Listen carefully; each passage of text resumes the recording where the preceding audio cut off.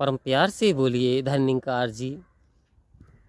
आओ संत महात्माओं, आज सतगुरु की कृपा से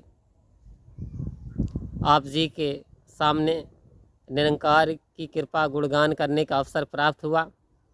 आओ संत महात्माओं, एक समय की बात है, गुरु नानक देव जी अपने शिष्य के साथ एक रेगिस्तान के इलाके से निकले हुए जा रहे थे। वहाँ पे एक रेत का उन्हें टीला दिखाई दिया। उनके दो शिष्य थे, एक मर्दाना और दूसरा शिष्य था वाला। आओ संत महात्मा, उन्होंने कहा इस टीले को जो हटाना, इस मिट्टी को हटाना, लेकिन बड़ी संभाल के धीरे धीरे हटाना। आओ संत महात्माओं, जब वहाँ पे टीला हटाया तो एक बर्तन नुमा एक इस तरीके का आकार का एक आकृति दिखाई दी। और जब आकृति दिखाई देती है तो जब उन्होंने साफ़ किया तो वहाँ पे एक व्यक्ति जिसकी जो है चमड़ी भी गल चुकी थी। आओ संत महात्माओं, संत त्रिकालदर्शी होते हैं। चमड़ी गल चुकी थी परमात्मा की प्राप्ति करने के लिए। तो उससे पूछा कि भाई, जब वो समाधि में बैठा हुआ था, गुरु नानक देव जी ने जब उसे हिलाया, उससे पूछा तो उसमें श्वास आई, इतनी श्वास आई कि इतनी जान आ गई कि वो बातचीत कर सकता था। वो कहते हैं आप कब से है? तो वो कहते हैं कि मैं जी सतयुग से बैठा हुआ हूँ। आओ संत महात्माओं, कितने प्रयास कितने प्रयत्न इस परमात्मा को पाने के लिए इंसान करता है, कितनी समाधियाँ लगाता है, लेकिन ये परमात्मा फिर भी प्राप्त नहीं हो पाता। क्यों? क्योंकि इस परमात्मा की प्राप्ति स्वयं परमात्मा करा सकता है, स्वयं समय का सद्गुरु करा सकता है। तो आओ संत महात्माओं, गुरु नानक देव जी ने कहा आपने इतना समय लगा दिया तो ये जो परमात्मा की प्राप्ति नहीं हुई, लेकिन अब आप इस जो है, ये तो आपका शरीर नष्ट हो चुका है, लेकिन आपकी आत्मा का कल्याण जरूरी है। तो आओ संत महात्माओं, गुरु नानक देव जी ने परमात्मा तो बोले ये परमात्मा है, ये निरंकार है और ये आप हो। जब उस आत्मा को निरंकार का दर्शन करा दिया गुरु नानक देव जी ने, तो वो मुक्त हो गई आत्मा। अब वो परमात्मा में विलय हो गया, यानी बंधनों से मुक्त हो गया।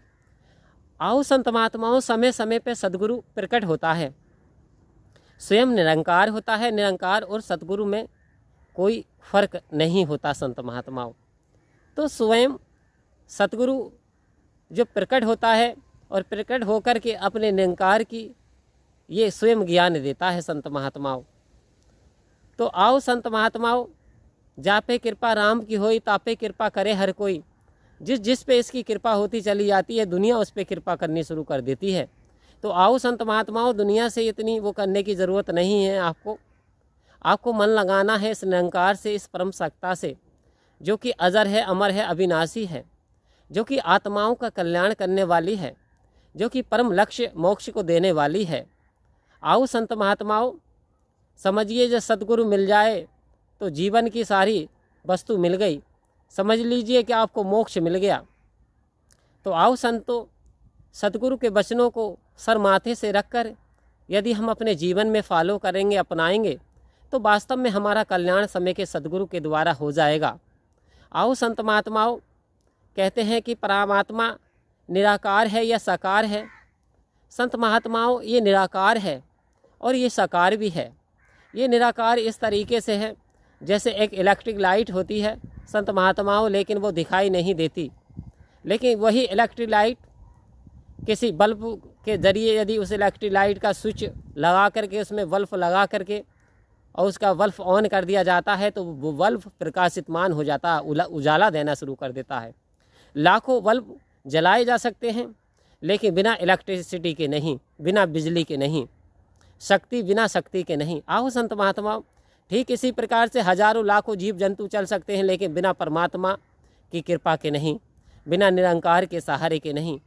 जब तक ये निरंकार रूपी आत्मा इंसान के शरीर में रहती है, तब तक काम कर पाता है, सांसें लेता है, सबसे बातचीत करता है, विचारों को श्रवण करता है, निरंकार का गुणगान करता है। लेकिन संत महात्माओं, जैसे ही ये आत्मा विदा हो जाती है तो फिर शरीर तो वैसा का वैसा है, फिर चला कौन गया।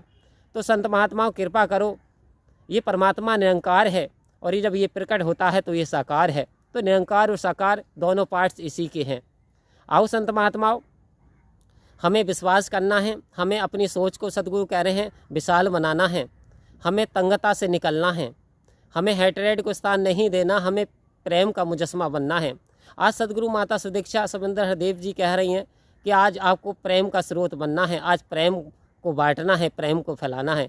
तो आओ संत महात्माओं, प्रेम का स्रोत बनते चले जाएं, सदगुरु के आदेश पे चलते चले जाएं। परम प्यार से बोलिए धन्यवाद जी।